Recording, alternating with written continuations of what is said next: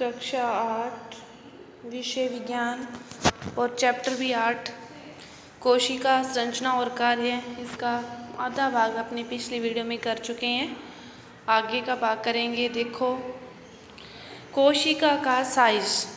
सजीवों में कोशिका का साइज 1 मीटर का, 1 मीटर जानते हो बहुत छोटा भाग है, उसका 10 लाखवें भाग के बराबर छोटा, उससे छोटा 1 मीटर, देखो उसके 10 लाखवें भाग के बराबर छोटा हो सकता है। इतना छोटा होता है कि अपने आंखों से नहीं देख सकते।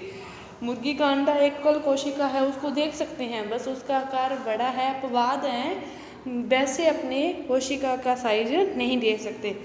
यहाँ कुछ सेंटीमीटर लंबा भी, परंतु अधिकतर कोशिकाएं अति सूक्ष्मदर्शी होती है एवं नग्न आंखों से दिखाई नहीं देती। उन्हें सूक्ष्मदर्शी द्वारा आवर्धित करके, बड़ा करके फिर ही देख सकते हैं। सबसे जो छोटी कोशिका का साइज है वो है 0.1 से 0.5 माइक्रोमीटर, जो कि जीवाणु कोशिका है। और सबसे बड़ी जो कोशिका है वो है शुतुरमुर्ग का अंडा। इसका साइज 170 mm गुणा 130 mm होता है। सबसे छोटा जो साइज है कोशिका का वो 0.1 से 0.5, और सबसे बड़ा है वो 170 से गुणा 130 mm। जो बड़ा है वो तो शुतुरमुर्ग का अंडा है, और जो छोटा है वो एक जीवाणु कोशिका है। पर वैसे नॉर्मली जो साइज होता है वो ध्यान रखोगे कि 1 मीटर का 10 लाखवें भाग जितना छोटा होता है। इसके बाद क्रियाकलाप कि मुर्गी का एक अंडा उबालिए, उसका सफ़ेद छिलका अलग हो जाता है। फिर आप क्या देखते हैं कि एक सफ़ेद पदार्थ और उसके केंद्र में एक वर्त की तरह सफ़ेद पदार्थ होता है, और उसके जो केंद्र में वो पीले भाग को घेरे हुए होता है। सफ़ेद भाग एल्ब्यूमिन है, जो उबालने पर ठोस में परिवर्तित हो गया। ठोस में परिवर्तन कब हुआ? उबालने के बाद हुआ। अंडे को उबाला फिर ऊपर वाला छिलका उतरता है, कच्चे अंडे का ऊपर वाला छिलका नहीं उतरता। तो उसके बाद पीला भाग योक है, यह एक एकल कोशिका का भाग है। जो पीला भाग है वो एक क्या है? योक है, एकल कोशिका का भाग है, और आप इसे आवर्धक उपकरण के बिना आसानी से हर कोई इसे देख सकता है। किसी कोशिका के साइज का संबंध किसी पौधे या जंतु के साइज से बिल्कुल नहीं होता। आप ये नहीं कह सकते कि हाथी बड़ा है तो उसकी कोशिकाओं का साइज बड़ा होगा, और यदि चींटी छोटी है तो इसकी कोशिकाओं का साइज छोटा होगा। मतलब उसके आकार के अकॉर्डिंग आप नहीं कह सकते। ऐसा बिल्कुल आवश्यक नहीं है कि हाथी की जो कोशिकाएं हैं वो चूहे की कोशिकाओं से बहुत बड़ी होगी। कोशिका के साइज का संबंध उसके कार्य से है, उसके आकार से नहीं है। उदाहरण के लिए तंत्रिका कोशिकाएं हाथी व चूहे दोनों में ही लंबी व शाखान्वित होती है। जो तंत्रिका कोशिका है वो हाथी में भी पाई जाती है, और तंत्रिका कोशिका चूहे में भी पाई जाती है। दोनों में इनका साइज है वो क्या होता है? लंबी होती है और शाखान्वित होती है। यह संदेश के स्थानांतरण का कार्य करती है। संदेश को एक जगह से दूसरी जगह भेजने का कार्य कौन करती है? तंत्रिका कोशिका करती है। कोशिका संरचना एवं प्रकार्य। आप पढ़ चुके हैं कि प्रत्येक जीव के अनेक अंग होते हैं। आप कक्षा 7 में पाचन अंगों के विषय में पढ़ चुके हैं, जो सम्मिलित रूप में पाचन तंत्र बनाते हैं। किसी तंत्र में प्रत्येक अंग अलग अलग कार्य करता है। पाचन की जो क्रिया है, अपने खाना खाते हैं, गले से अंदर लेते हैं, फिर कहाँ जाता है? बहुत सारे भागों से डिवाइड होकर फिर उसका उत्सर्जन होता है। तो मतलब कई अंग हैं, छोटी आंत, बड़ी आंत, फेफड़े, सभी के क्या हैं? अपने अपने कार्य हैं। तो इसी प्रकार विभिन्न पादप अंग भी विशिष्ट या विशेष प्रकार करते हैं। उदाहरण के लिए जड़ जल एवं खनिजों के अवशोषण में सहायता करती है। पेड़ पौधों के भी तो हर अंग अपना अपना कार्य होता है। जड़ है वो क्या करती है? जल को अवशोषित करती है, खनिजों का अवशोषण करती है। और आपने कक्षा 7 में पढ़ा है कि पत्तियां भोजन के संश्लेषण का कार्य करती है। जो पत्तियां हैं वो किसका कार्य करती है? संश्लेषण का। प्रत्येक अंग पुणे छोटे छोटे भागों में छोटे छोटे भागों से बना होता है, जिसे क्या कहते हैं? उत्तक कहते हैं। उत्तक एक समान कोशिकाओं का वह समूह है जो एक विशिष्ट प्रकार्य करता है। पहली को समझ में आ गया कि अंग उत्तक के बने होते हैं, उत्तक कोशिकाओं के बने होते हैं, और सजीव की संरचनात्मक इकाई कोशिका है। इस लाइन को समझने की कोशिश करेंगे कि संजीव की संरचनात्मक इकाई तो कोशिका है, जो अंग है वो किसके बने होते हैं, ऊतकों के, मतलब अंग आगे छोटे छोटे भागों में से बने होते हैं, उन भागों को क्या कहते हैं, ऊतक। और ऊतक फिर किससे बने, सबसे छोटी इकाई क्या है, कोशिका। कोशिकाएं मिलकर किसका निर्माण करती है, ऊतक का। ऊतक मिलकर किसका निर्माण करते हैं, अंग का। इस बात को समझ लेंगे कि कोशिकाएं मिलकर ऊतक, ऊतक मिलकर अंग का निर्माण करते हैं। कोशिका के भाग स्टार्ट हो गए। पहला भाग है कोशिका झिल्ली। कोशिका के मूल घटक हैं कोशिका झिल्ली, कोशिका द्रव्य व केंद्रक। तीन हैं जो मूल घटक हैं कोशिका झिल्ली, कोशिका द्रव्य एवं केंद्रक। कोशिका द्रव्य एवं केंद्रक कोशिका झिल्ली के अंदर परिबद्ध होते हैं। कोशिका द्रव्य और जो केंद्र है कोशिका झिल्ली, कोशिका झिल्ली कोशिका का वह बाह्य आवरण जिसके अंतर्गत ही कोशिका होती है, उसकी बाहरी सीमा, बाहरी परिधि को क्या कहते हैं, कोशिका झिल्ली कहते हैं। कोशिका झिल्ली एक कोशिका को दूसरी कोशिका में घेरे हुए माध्यम से अलग करती है, उसकी जो बाहरी परिधि है वो ही है कोशिका झिल्ली। जैसे प्लेज्मा झिल्ली भी कहते हैं, सरंध्र होती है। इसमें क्या होती है, छिद्र होते हैं, सरंध्र होती है, तथा ये क्या करती है, उनके अंतर मतलब ट्रांसफर का कार्य भी करती है। क्रियाकलाप देखोगे कि किसी कोशिका के मूल संघटकों का परीक्षण करने के लिए एक प्याज लीजिए आप, उसके ऊपर की सूखी जो गुलाबी परत है उसको हटा दीजिए। फिर आप क्या देखेंगे कि प्याज की सफ़ेद मांसल परत से चिमटी की सहायता से अपने हाथ द्वारा अलग कर सकते हैं। आप प्याज को तोड़कर भी इसकी पतली झिल्ली को अलग कर सकते हैं। प्याज की झिल्ली का एक छोटा टुकड़ा कांच की स्लाइड पर जल की बूंद में रखिए। पतली झिल्ली को ब्लेड या चिमटी की सहायता से छोटे टुकड़ों में काटा जा सकता है। इस पर मिथाइलिन ब्लू की एक सफ़ेद बूंद डाल कवर स्लिप रखिए। कवर स्लिप रखते समय इस बात का ध्यान रखिए कि कवर स्लिप के अंदर वायु के बुलबुले न हो। सूक्ष्मदर्शी के नीचे स्लाइड का परीक्षण कीजिए। इसका आरेख बनाकर आप इसकी तुलना चित्र 8.5 से कर सकते हैं। एक जेली के समान द्रव होता है, इसे कोशिका द्रव्य कहते हैं। कोशिका द्रव्य किसे कहते हैं, कोई कोशिका झिल्ली के अंतर्गत, कोशिका झिल्ली है एक, उस जैसे ये है कोशिका झिल्ली की, इसके अंतर्गत कोशिका है, तो इसके बीच यहाँ पर एक जेली के समान एक द्रव भरा होता है, उसे क्या कहते हैं, कोशिका द्रव्य कहते हैं। मैं जानता हूँ कि पौधों को कोशिका भित्ति की आवश्यकता क्यों होती है। हम पहले ही पढ़ चुके हैं कि जो कोशिका झिल्ली है वो कोशिका को क्या करती है, आकार प्रदान करती है। पौधों में कोशिका झिल्ली के अतिरिक्त एक बाह्य, कोशिका झिल्ली के अतिरिक्त, कोशिका झिल्ली तो क्या करती है, उसको आकार प्रदान करती है, लेकिन उसके अतिरिक्त एक बाह्य मोटी परत होती है जिसे कोशिका भित्ति कहते हैं। कोशिका झिल्ली को आवद्ध करने के लिए सुरक्षा के लिए आवश्यक है। पादप कोशिकाओं को ताप में परिवर्तन, तीव्र गति से चलने वाली वायु, वायुमंडलीय नमी इत्यादि विभिन्न परिवर्तनों से सुरक्षा कौन करती है, कोशिका भित्ति करती है। कोशिका झिल्ली उसे आकार प्रदान करती है, लेकिन कोशिका भित्ति एक कठोर परत होती है जो उससे बाह्य जो गमीर, सदी, इन सभी से क्या करती है, उसकी सुरक्षा करती है।